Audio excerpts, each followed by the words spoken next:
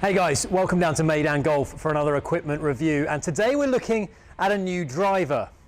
It's interesting because it's by Mizuno. It's the STZ, and when I hear the name Mizuno, I naturally think of irons. I actually own a set of Mizuno MP20 irons. That's where they're a market leader. Wedges, irons, not necessarily in the woods category, but this is a club that Mizuno feel will force the world to sit up and take notice when it comes to their drivers. And we're going to take a look.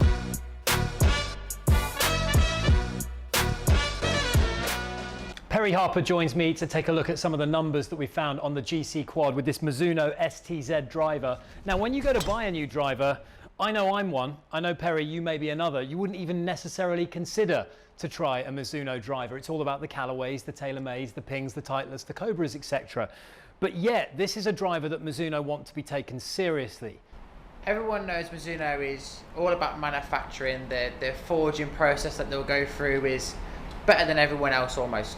But what they've managed to do this year is take that engineering and pour it into the face of the driver, which we know is so important in making one of these work really. So they've managed to get multi-material in there. They're calling it the Beta TI face for this year, which is just going to try and make it as fast as it possibly can across all different parts of the face. Same story as most manufacturers. Carbon crown, carbon heel and toe when it comes to the sole of the driver. Again, like most drivers, decreasing the weight, moving the weight around, making it more forgiving, faster, lower spinning if they possibly can. All in aid of distance really, and finding more fairways. Okay, you've got a fixed weight at the back of the club. In terms of adjustability, it's a little bit like the PXG 0211 series that we tested. It's relatively basic in terms of adjustability. Yeah, very much so. One of the huge points is the price of the driver too. So removing some of those elements of the driver is going to make the price of it come down. So it comes in at the same price as the PXG and the Cobra Rad Speed. So trying to sort of capture the market, want performance but don't want necessarily to pay a huge amount for it as well. Yeah, it's about 500 dirhams or 100 pounds less expensive than your TaylorMade Sim 2 driver, the Callaway Epic Speed and the like. So it's bracketed in with that Cobra Rad Speed and the PXG 0211 series. We've taken quite a few shots on the GC Quad. Let's have a look at some of the numbers. I have to say, I've tested most of the new drivers, new for 2021 now, Perry. I've tested the Sim 2, the Epic Speed, the Rad Speed, the PXG 0211. So I've got a nice kind of benchmark to aim at with this one. What did you make of some of these numbers in terms of ball speed, in terms of spin rates and such like? Ball speed's good.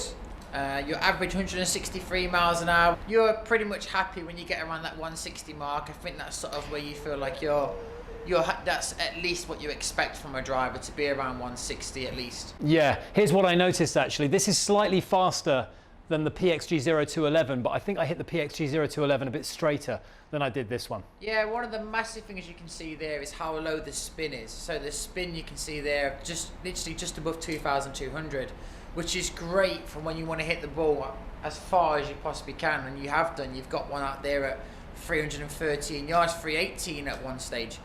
But that low spin is always going to be the trade-off for that forgiveness, and you can see that the dispersion got a little bit wider.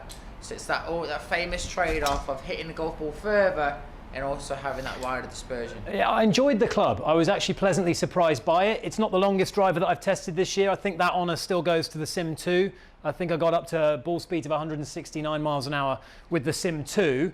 So 163 on average, a little bit slower than that, but not by much. And this is, as we said, this is 500 dirhams or 100 pounds cheaper than the Sim 2 driver, which obviously needs to be taken into consideration. Really happy with the total distance. It wasn't the straightest. Again, that might be my swing. I hit 15 or so shots. You know, okay, a couple of bad ones in there. There were some good ones as well, but in terms of the price points that you would be comparable with this, you'd place this alongside the Cobra Rad Speed and the PXG 0211 series. Important to point out that this is really Mizuno's first real crack at the driver market. It's Mizuno's first big attempt. You can see from the way it's designed, they've spent a lot of time investing into trying to crack this market. This is a very good start for them. I think it is a very good start that they can build on. I completely agree with that. Would I place it above the Cobra Rad Speed? Probably not, if I'm being totally honest. It went further for me than the PXG 0211. It wasn't quite as consistent as the PXG 0211, so that's about weighing up whether you want a bit more distance or whether you want to sacrifice a bit of distance for some extra consistency. So to summarize, really, definitely worth checking out the Mizuno STZ next time you go for a driving fitting, particularly if you're working with a budget. You can save that extra £100, and it is a good driver. It's competitive. It's certainly up there with the Rad Speed and the PXG 0211 series, which are the drivers around it in the same price point. And for a first kind of go, with Mizuno now saying, come on guys, take us a bit more seriously, it's a great effort. 100%. I think it looks like most modern day drivers will do. It sounds like it. They've worked really hard on making it sound like a modern day driver, and it performs like a modern day driver. It's great. It really is a good addition for Mizuno to add to their family. So there you have it then, the Mizuno STZ, available now at eGolf Megastore. More reviews coming your way very soon.